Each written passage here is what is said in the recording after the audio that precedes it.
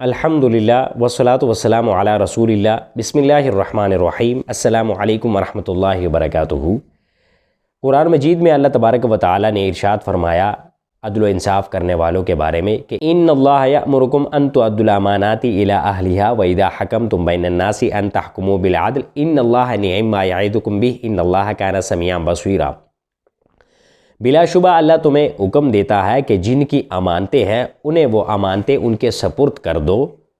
اور جب تم لوگوں کے درمیان فیصلہ کرو تو انصاف کے ساتھ فیصلہ کرو، عدل کے ساتھ فیصلہ کرو۔ کیا خوب نصیحت فرماتا ہے تمہارا رب تمہیں، اور اللہ دیکھتا بھی ہے اور سنتا بھی ہے۔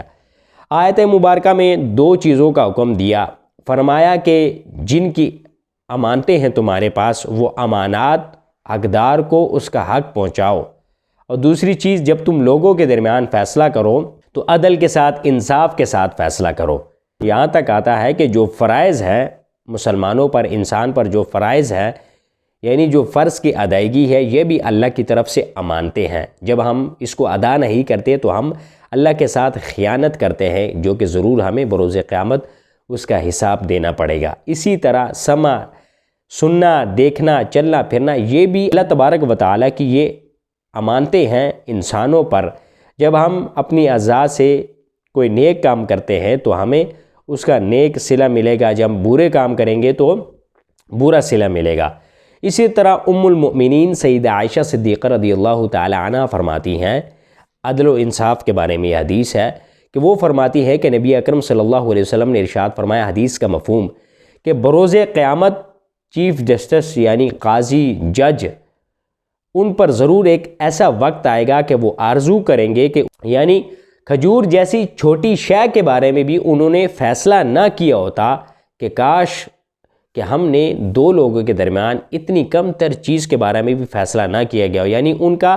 حساب و کتاب اتنا طویل ہوگا، اتنا سخت قسم کا ہوگا، اللہ تبارک و تعالیٰ کو ہر چیز کا حساب و کتاب دیں گے۔ تو آپ اس چیز سے اندازہ لگا لیں کہ جو بڑے بڑے کیسز کے اندر مظلوم کے اوپر ظلم کرتے ہیں، یتیموں کا مال کھاتے ہیں، مظلوم بالخصوص پاکستان کے اندر جس طرح قانون کی دھجیاں اڑائی جاتی ہے، کوئی قانون نہیں، غریب کے لیے کوئی قانون نہیں، امیر کے لیے قانون ہے، سب کچھ ہے، حکومت ہے، حکمران ہے امیر کے لیے، لیکن غریب کو اگر غریب کا کوئی غریب کو آواز بلند کرتا ہے تو اسے قتل کر دیا جاتا ہے، اسے مٹا دیا جاتا ہے، ختم کر دیا جاتا ہے۔ علماء فرماتے ہیں کہ جب قاضی، چیف جسٹس جب کوئی فیصلہ کرے تو اس وقت ان باتوں کا خیال ضرور کرے کہ جب وہ دو لوگوں کے درمیان فیصلہ کر رہا ہے اس وقت اسے چاہیے کہ وہ جب ایک کی بات سن رہا ہے تو دوسرے کی بھی اسی طرح وہ بات سنے، دوسرے کو بھی اتنی توجہ دے جس طرح اس نے ایک کو توجہ دی، دونوں کی نشست ایک ہو، یعنی ایک ہی جگہ پر انہوں نے بٹھایا ہو اس کو، اور حق کی رعایت زیادہ کرے، یعنی حق کی طرف زیادہ متوجہ ہو۔ تو حکمرانوں کو چاہیے، پاکستان کے اندر جو حکمران ہیں، یہ اسلام کے روح سے جب عدل و انصاف کریں گے، قانون اسلام کے روح سے